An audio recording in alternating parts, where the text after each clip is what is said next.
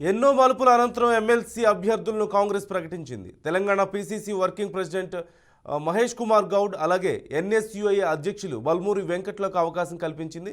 ఇద్దరు అభ్యర్థులు రేపు అసెంబ్లీలో నామినేషన్లు వేయబోతున్నారు. అయితే చివరి నిమిషంలో అవకాశం కోల్పోయిన అద్దంకి దయాకర్ తనకు ఎమ్మెల్సీ కన్నా పెద్ద పదవి ఇస్తున్నట్లుగా ప్రకటించడం కొసమెరుపు.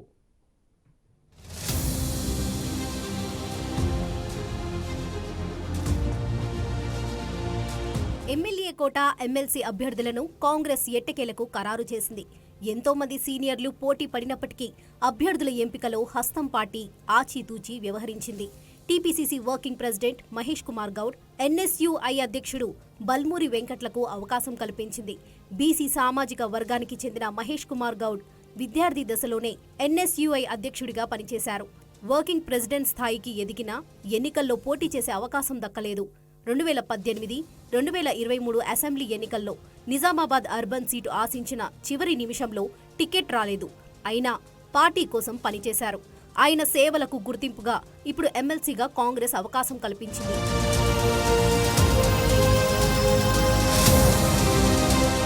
ఇక ఎన్ఎస్యుఐ అధ్యక్షుడు బల్మూరి వెంకట్ చిన్న వయసులో పెద్దల సభలో అడుగుపెట్టబోతున్నారు. విద్యార్థి నాయకుడిగా గత ప్రభుత్వంపై తీవ్ర స్థాయిలో పోరాటాలు చేశారు.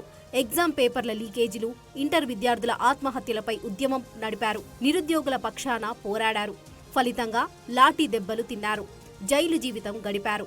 వెంకట్ జైల్లో ఉన్నప్పుడు స్వయంగా కాంగ్రెస్ అగ్రనేత రాహుల్ గాంధీ జైల్లో వెంకట్ను పరామర్శించారు. హుజురాబాద్ ఉప ఎన్నికల్లో పోటీ చేసిన వెంకట్కి మొన్న జరిగిన అసెంబ్లీ ఎన్నికల్లో అవకాశం దక్కలేదు. అయినా పార్టీ లైన్లోనే ఉన్నారు. అందుకే యువతను దృష్టిలో ఉంచుకొని వెంకట్కి ఎమ్మెల్సీ అవకాశం దక్కినట్లు పార్టీ వర్గాల్లో చర్చ నడుస్తుంది.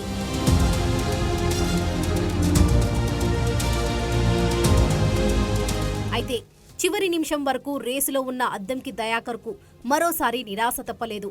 అసెంబ్లీ ఎన్నికల్లో టికెట్ చేజారినట్టుగానే ఎమ్మెల్సీ చేజారింది. అయితే పార్లమెంటు ఎన్నికల్లో అద్దంకిని పోటీ చేయించేందుకు ఇప్పుడు తప్పించారనే టాక్ వినిపిస్తుంది. వరంగల్, పెద్దపల్లి స్థానాల్లో ఏదో ఒకటి అద్దంకి దయాకర్కు కేటాయించే ఛాన్స్ ఉందంటున్నారు. అదే సమయంలో మాల మహానాడు అధ్యక్షుడిగా అద్దంకి దయాకర్కు గవర్నర్ కోటాలో ఎమ్మెల్సీ ఇవ్వొచ్చనే ప్రచారం కూడా జరుగుతుంది. మరో పెద్ద పదవి కట్టబెట్టేందుకు తనకు ఈ దఫా ఎమ్మెల్సీ అవకాశం ఇవ్వలేదని అద్దంకి దయాకర్ ప్రకటించారు.